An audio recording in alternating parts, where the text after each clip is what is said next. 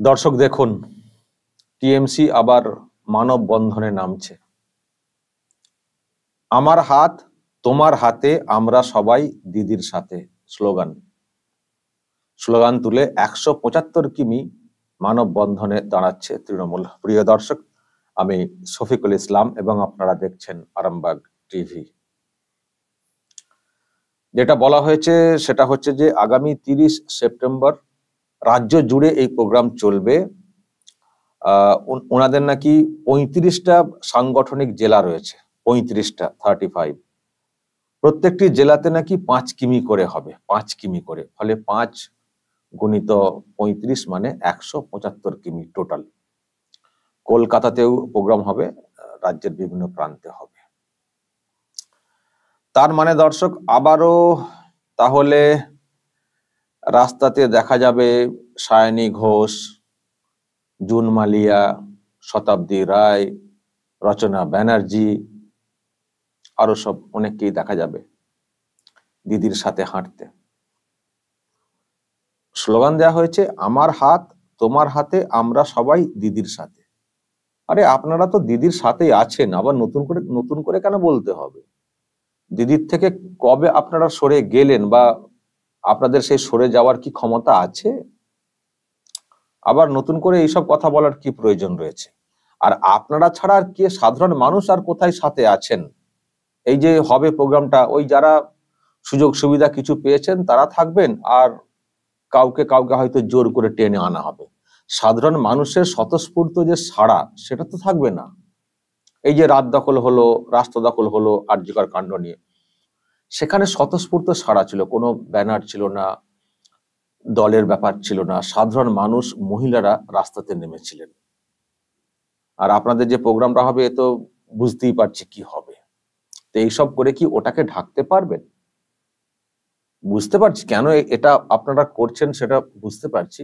আসলে আর.জি. কর কাণ্ড নিয়ে মানুষের যে সাড়া প্রতিবাদে, এবং মহিলাদের ক্ষেত্রে বিশেষ করে, তারা যেভাবে রাস্তাতে নেমেছেন গোটা রাজ্য জুড়ে, এখন সেটাকে কার্যত ঢাকার চেষ্টা হচ্ছে।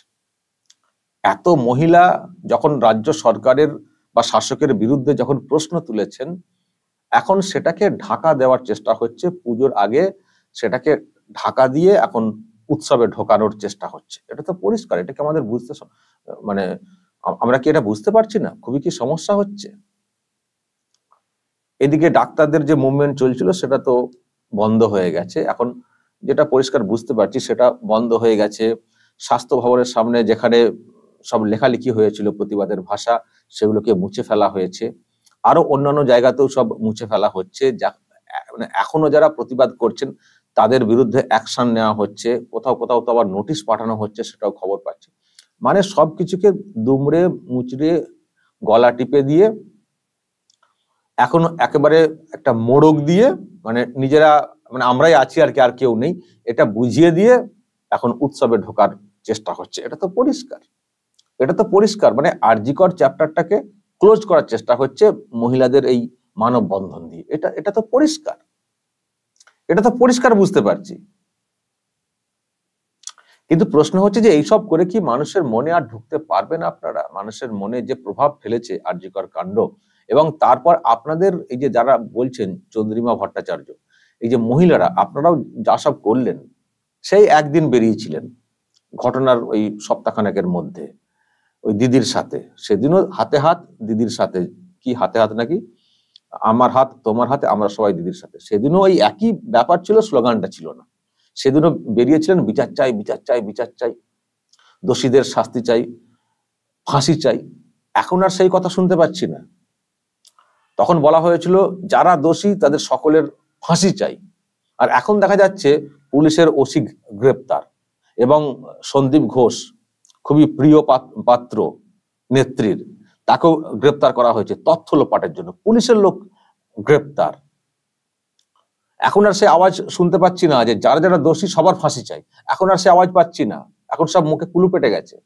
যখন থেকে পুলিশকে গ্রেপ্তার করা হয়েছে তখন থেকে মুখে মুখে কুলু পেটে গেছে। আর ফাঁসি চাই, ফাঁসি চাই, সবার ফাঁসি চাই, সেই কথা এখন আর শুনতে পাচ্ছি না। আবার দেখছি রাস্তাতে ওনারা নামতে শুরু করেছেন, মানববন্ধন করবেন, মানববন্ধন। আরে যাদের মানবিকতা নেই তারা আবার কি মানববন্ধন করবেন? এই প্রশ্ন তো উঠবেই। এতদিন ধরে এত কিছু ঘটলো, এত প্রতিবাদ হলো, কোথাও দেখা পাওয়া যায়নি। ওই একদিন শুধু বেরিয়েছিলেন, এখন আবার হচ্ছে মানববন্ধন করতে নামছেন। আমরা সবাই দিদির সাথে। থাকুন আপনারা, আপনারাই থাকবেন।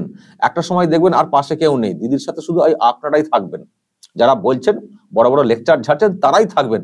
আমি জানি না আপনারাও কতদিন থাকতে পারবেন, কিন্তু শেষ পর্যন্ত, শেষের দিক পর্যন্ত হয়তো আপনারাই থাকবেন। পরবর্তীকালে আপনারা হয়তো সরে যেতে পারেন।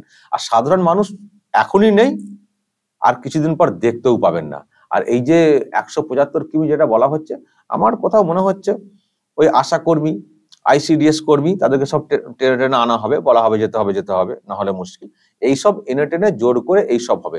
তা না হলে আপনারা যা করেছেন, এবং এই ঘটনার পরে তথ্য প্রমাণ লোপাটের ক্ষেত্রে যে প্রশ্ন তৈরি হয়েছে, ফলে সেই প্রোগ্রামে যদি পুলিশ মন্ত্রী, মুখ্যমন্ত্রী থাকেন আর তার সঙ্গে যুক্ত হবেন রাজ্যের অন্যান্য মহিলারা, এটা হতে পারে না।